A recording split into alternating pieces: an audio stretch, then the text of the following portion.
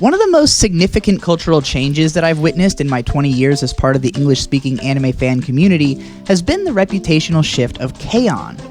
From being at first commonly dismissed for vapidity and plotlessness, it is now widely respected and considered among the most influential anime series of all time. There are still plenty of those who hate the show and the effect which it had on anime over the following decade, but in this video I'll be explaining how for many anime fans, K-On! Has become regarded as an all-time classic, and its director, Yamada Naoko-san, as one of the most important voices working in the anime industry. K-On! Began life as a simple 4-panel gag manga by Kakifly, mostly focused on 5 cute young girls making jokes, drinking tea, and dressing in cosplay in between performing as After School Tea Time, the light music club band. With its characters named after members of real-life bands P-Model and The Pillows, this lighthearted manga served as a way for the author to explore his love of music in a low-stakes context, contrasting the stress normally involved in forming a band. Idiot savant Hirasawa Yui infamously stumbles into mastering guitar in the background of a story mostly just about hanging out, which made the series somewhat controversial with musicians hoping for an anime series with a more realistic portrayal of the trials and tribulations of forming a group and writing songs together. Incidentally, you can get a lot more of that by watching the 2004 series Beck, or in 2019's romantic drama between pretty boy bandmates Given. Both recommended. While the anime adaptation doesn't massively shift the tone of the original manga, Studio Kyoto Animation went so far above and beyond the Call of Duty in fleshing out the characters, setting, artwork, and music that it feels orders of magnitude more complete. The original 4 short volumes were expanded into 39 TV episodes and a movie, particularly taking time to flesh out the girls' last year of high school in extensive depth across its second season, and adding in substantial emotional arcs which had a lasting impact on its audience. Suffice it to say that while the original manga is solid and decently liked, the massively colored-in anime adaptation is what made it into a mega hit in Japan, and boy was it ever. K-On! Was among the all-time best-selling series of Blu-rays in the country when it first began airing, and it still remains among the top 20 highest-selling anime of all time as of March 2021. In its wake, the already popular school club genre came to the forefront of anime culture, with 2 to 5 comparable shows releasing every season for years. And even still, the only similar show to overtake it in popularity has been Love Live. So you may wonder, what is so unique about K-On! As to catch on more than any other show about cute girls doing cute things, to the point that over time it reshaped the way that shows like this are perceived among English-speaking anime fans. To start with, let me set the stage for how this show and genre were at first controversial. Circa 2009, when it went to air, the English-speaking anime community was having an identity crisis.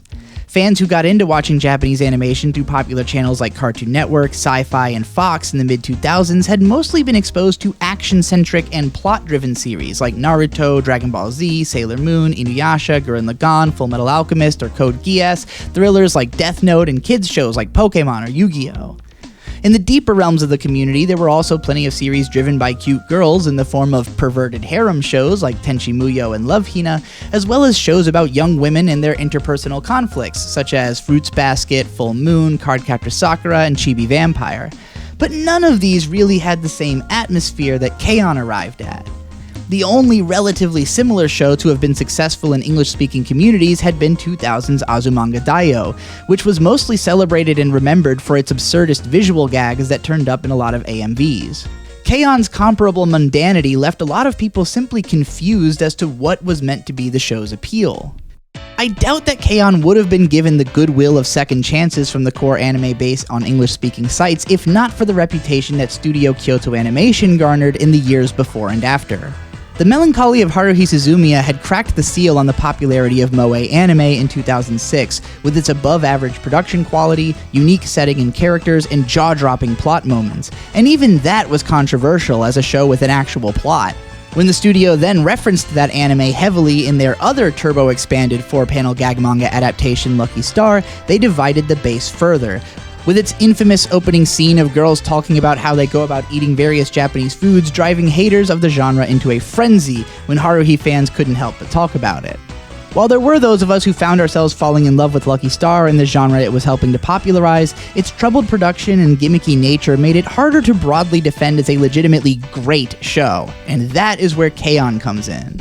Right from the start, the first episode's anime original opening scene speaks to some of director Yamada Naoko-san's greatest strengths, playfully navigating and establishing the setting and Yui's personality wordlessly through the timing of animation and shot compositions, the movement of the character through the space, and the rich, realistic detail in the backgrounds which makes the setting feel immediately real and lived in on a level woefully uncommon to anime that isn't made by Kyoto Animation. It also lets you know straight off that this isn't a show about getting from point A to point B in an efficient manner, as our protagonist is simply incapable of that kind of focus. Which is why it's shocking then when in the second episode we watch her realize this as a character flaw in herself and to strive to do better for her friends after getting to know them a little. It's the chemistry which builds between Yui and her friends which makes the series great. The headstrong and boisterous but lazy and silly Tai Nakaritsu, her longtime reluctant friend and shy intelligent beauty Akiyama Mio, the out-of-touch but sisterly quiet rich girl Kotobuki Sumugi, and the younger, talented, and somewhat elitist but cutely insecure Nakano Azusa. All voiced by then newcomers and now industry legends, the characters and their performances play off of one another with an innocent and inspiring confidence that keeps multiplying its own fun factor as they build a set of internal reference points, inside jokes, and interdependent personality quirks, which flesh out the feeling that these girls are an actual group of close friends affecting one another in the way that friends do. Perhaps the biggest surprise of the series is that while it may not have a conventional or structured plot, it does have a point, which comes to the forefront especially in its more dramatic and emotional second season. K-On! Is most especially about the effects that friends have on one another by being in proximity to each other's personalities. Yui learns how to be conscious of herself as a person capable of putting effort into something. Mio gains confidence and learns how to put herself out there and talk to people without crippling social anxiety. Mugi figures out how to relate and to communicate with common folk, Azusa learns how to take herself less seriously and to relax a bit, and Ritsu, whom I consider the sort of rock of the group, learns to treat others with more sensitivity and respect and not be so dismissive or lazy all the time. We see how all of these changes come gradually from the direct influence of being around the other personalities in the group, as well as the places where they butt heads in the effort of trying to gel into a unit. In its pinnacle moments, K-On! Captures the magic of friendship better than anything I've ever seen, culminating in an ode to the concept itself in the final song of the film, which caps off the series emotionally and gets me crying buckets every time I watch it. But as ebullient as those best scenes of camaraderie are, I can't act like the pure fun of just watching this lovable gang play fish out of water in London isn't worth the price of admission by itself. The K-On! Film is the ultimate concentrated burst of all the things that made the show already great, ending in Yamada-san's trademark use of expressive legs to tell the whole tale of these girls' chemistry in just a walk cycle. There are so many ways that the care and attention to detail given to these characters brings them to life. Yamada-san and the crew have stated that they felt like the girls' mothers, getting concerned when they were in cold scenes and drawing more clothes onto them, or feeling the need to protect their emotions and respect their humanity as fictional people. It's that respect which allows the characters to feel like people beyond the artifice of their surface-level goofy anime personalities. By the time you finish the show, you'll be shocked to return to the earlier episodes and see just how much everyone has evolved and how much richer their connection has become comparatively by the end. Like any classic work of art, the brilliance of K-On! Was something which had to settle in, which revealed layers of itself as you continued engaging and relating to it, comparing it against your own group of friends and experiences, and remembering some of the funniest and most interesting scenarios. It helps as well that Yamada-san's future work in Tamako Market and Love Story, A Silent Voice, and Liz and the Bluebird would establish her as the most exciting and critically beloved new anime director of the 2010s, allowing those who weren't sure how to contextualize the strengths of K-On! As a piece of mostly original animation to do so. Nowadays, the series and director have a fervent cult following who regard it as a classic and her as a genius, and I think that is completely deserved. In the immediate wake of K-On!, those who resented the growth of its genre in anime became the loudest they would ever be, and the backlash against Moe, framing it as perverted and vapid for focusing on the daily lives of high school girls, was in full swing. However, as the audience that was bound to love the show found their way to it and began to discuss its strengths and to try and justify their own excitement for the series, it eventually came to a point where no one could simply dismiss it and disrespect it out of pocket without revealing their ignorance of the nuanced ways in which anime can be good. I'd never argue that it's a show for everyone, but for the people it's for, I think it is of undeniable quality, and thankfully, that's being recognized today. With its beautifully aged insert songs, inviting atmosphere, and charming characters, I think there will always be good reason to return to K-On!, but don't take my word for it. Check it out yourself and let me know what you think of it in the comments below. For more anime content, subscribe to Cantant, where me and Best Guy Ever post long-form discussions of anime new and old 3 times a week.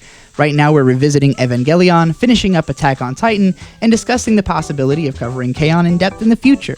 Support me and get way more of my writing by subscribing to my Substack, goldenwitch.substack.com, and find me on social media as @goldenwitchfire, Instagram, Twitter, TikTok. I travel the country with my friends and collected into travel discussion vlogs on the Void Gazers variety show, which posts to this channel, so make sure you subscribe here too and check out that show, and remember, anime forever.